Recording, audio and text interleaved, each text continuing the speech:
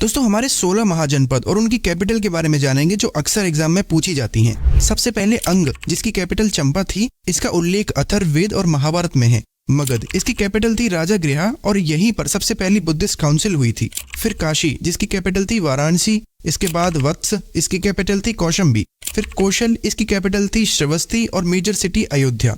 शूरसेन, इसकी कैपिटल थी मथुरा और इसके फेमस राजा थे अवंतीपुरा और इस किंगडम में हमेशा से सुप्रीम किंग श्री कृष्ण को माना जाता है। कुरु, इंद्रप्रस्थ इसकी कैपिटल थी और इसी को कौरवों का राज्य माना जाता है।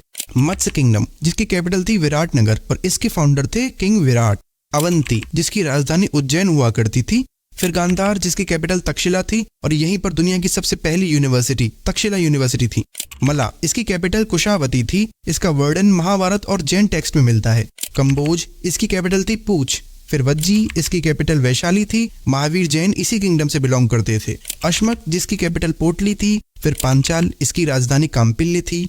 चेडी, इसकी कैपिटल शुक्तिमती थी और इसका उल्लेख भी ऋग्वेदा में मिलता है। और दोस्तों इसका राजा था शिशुपाल, जिसको श्री कृष्ण ने मारा था।